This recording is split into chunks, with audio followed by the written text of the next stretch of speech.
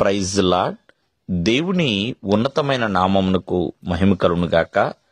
ప్రభువు నామమున మీ అందరికీ హృదయపూర్వక వందనాలు. ఈ ఉదయకాలము దేవుని వాక్యాన్ని విందాం. లూకాసు వార్త 2వ అధ్యాయము 7వ వచనము. తన తొలిచూలి కుమారుణ్ణి కని పొత్తిగుడ్డలతో చుట్టి సత్రములో వారికి స్థలము లేనందున ఆయనను పశువుల తొట్టిలో పరుండ పెట్టెను. ప్రియమైన వాళ్ళరా, ఇక్కడ మనము జాగ్రత్తగా ఆలకిస్తే యేసుక్రీస్తు వారు పొత్తిగుడ్డలతో చుట్టబడ్డాడు. అంతేకాకుండా పశువుల తొట్టిలో పరుండి ఉన్నాడు. ఆయనకి పశువుల తొట్టిలో పరుండే అవకాశం ఎలా వచ్చింది? కారణము, సత్రములో స్థలము లేదు.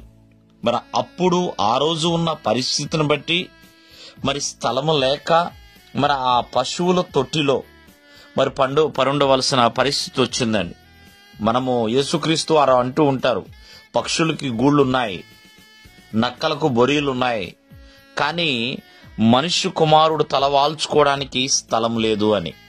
కానీ ఈ భూమి మీద ఆయన జీవించిన కాలంలో చాలామంది ఆయనకి స్థలాన్ని ఇచ్చారండి.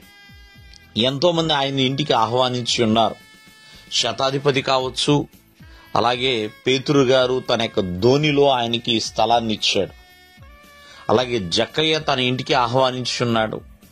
మార్తా మరియలు యేసుక్రీస్తు వారిని ఇంటిలో చేర్చుకున్నారు. ఇలా చాలా మంది యేసుక్రీస్తు వారిని ప్రేమైన వల్లరా వారి యొక్క ఇంటికి పిలిచి ఉన్నారు. కావున యేసుక్రీస్తు వారికి స్థలం ఇచ్చేవారిగా ఉండాలండి.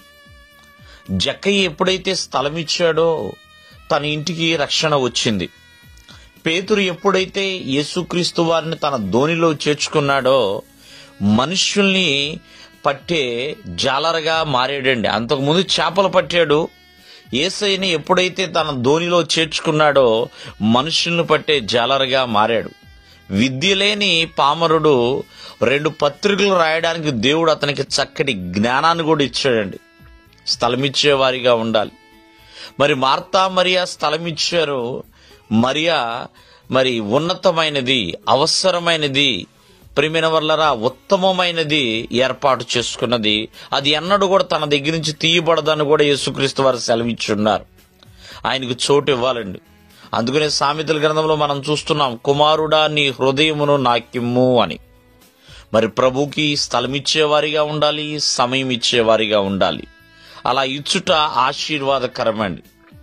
మరి మన సమయాన్ని మనమే ఉపయోగించుకుంటున్నాం, కానీ ప్రభువుకి నీ హృదయంలో చోటు ఉన్నదా? ఎప్పుడైతే నీ హృదయంలోనికి ఆయన వస్తాడో నీకున్న సమస్యలు తొలగిపోతాయి, శ్రమలు తొలగిపోతాయి, ప్రశాంతత, నెమ్మది, చక్కటి ఆరోగ్యమును దేవుడు అనుగ్రహించువాడు. దేవుడు మిమ్మల్ని దీవించునుగాక. ఆమేన్.